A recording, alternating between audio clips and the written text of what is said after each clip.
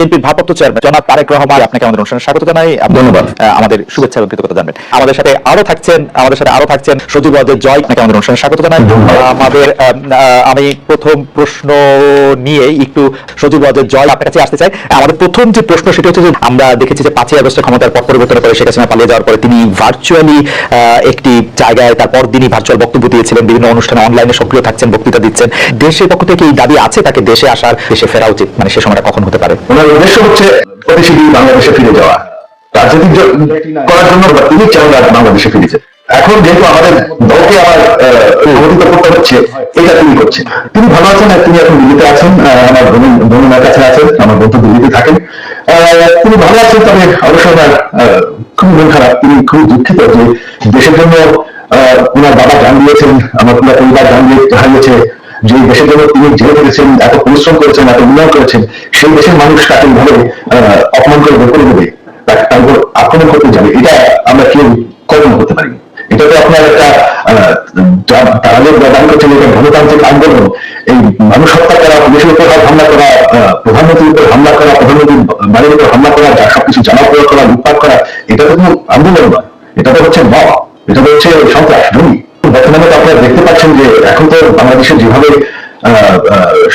সংঘর্ষ চলছে, জ্বালা পোড়া চলছে, তখন আপনার এটা শুরু হয়ে গেছিল এবং তারা সিদ্ধান্ত দিয়েছিল যে তারা গণভবনকে হামলা করবে।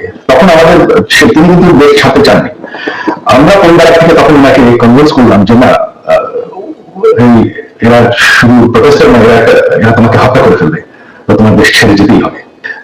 সরকার পদত্যাগ হওয়ার আগে থেকে আওয়ামী লীগের নেতাকর্মীর উপর বিভিন্ন জায়গায় ঢাকার বাইরে এবং ঢাকার ভিতরে হামলা চলছিল, তাদের কয়েকজনকে হত্যা করা হয়েছে। তো এখানে যে শুধুমাত্র সরকারের দোষ দেওয়া হয়, আওয়ামী লীগের দোষ দেওয়া হয়, সেটা ঠিক না। এখন তো দেখা যাচ্ছে আওয়ামী লীগ নাই বা আওয়ামী লীগ সরকার নেই, তবে নির্যাতন তো চলছে।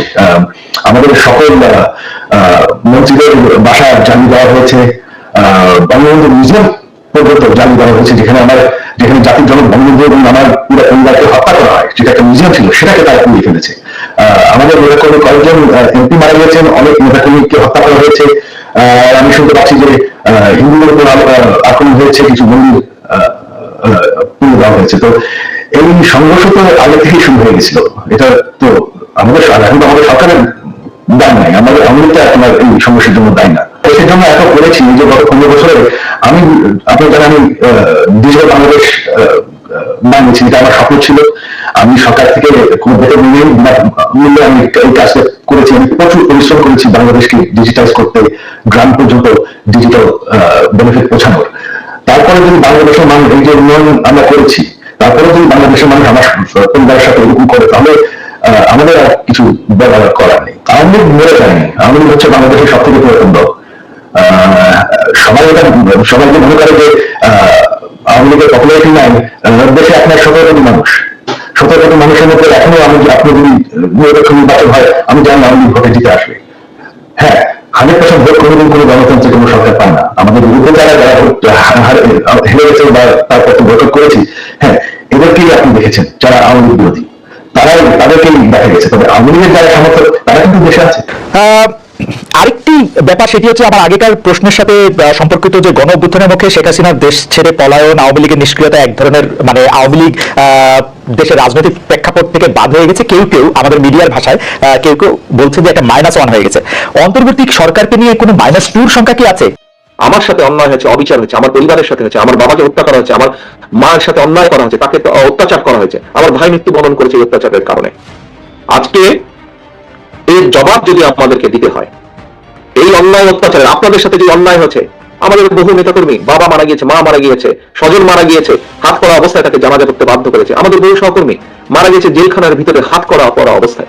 পলাতক স্বৈরাচারের সঙ্গে সঙ্গে তার অবৈধ মন্ত্রী, এমপি, বুদ্ধিজীবী বা বিচারপতি, বাইতুল মোকাররমের খতিব, প্রেস ক্লাবের সভাপতি, সম্পাদক কিংবা কতিপয় সাংবাদিকের পলায়নের মধ্যে দিয়ে আবারও প্রমাণিত হয়েছে অবৈধ রাষ্ট্র শক্তি নয়, বরং শেষ পর্যন্ত জনগণের রায় কিন্তু চূড়ান্ত, যে আওয়ামী লীগ স্বাধীনতা একসাথে যায় না। আওয়ামী লীগ আর গণতন্ত্র একে অপরের শত্রু।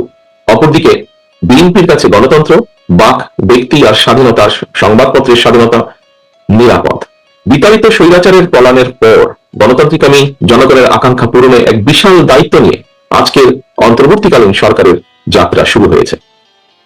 তবে গণতন্ত্রের পক্ষে সকল শক্তি এবং সাংবাদিক সমাজকে সতর্ক থাকা দরকার। আমাদের গণতন্ত্র প্রতিষ্ঠার যে চলমান যাত্রা বাধাগ্রস্ত করতে কিন্তু এরই ভিতরে নানা রকম ষড়যন্ত্র শুরু হয়েছে, যা এর ভিতরে অনেক বক্তা তাদের বক্তব্য এরই ভিতরে তুলে ধরেছেন। বিতাড়িত স্বৈরাচার এবং তাদের দোসর চক্র নানা কৌশলে আবারও মাথাচাড়া দিয়ে ওঠার অপচেষ্টা শুরু করেছে।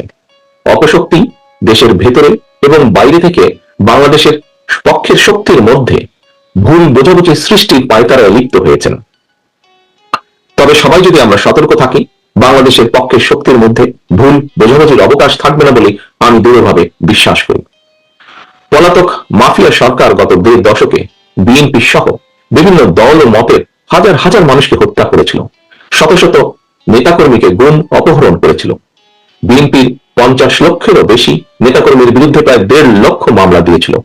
লক্ষ লক্ষ নেতাকর্মী, বিএনপি সহ বিভিন্ন বিরোধী দলের লক্ষ লক্ষ নেতাকর্মী ঘর ছাড়া হয়েছিলেন। অকারণে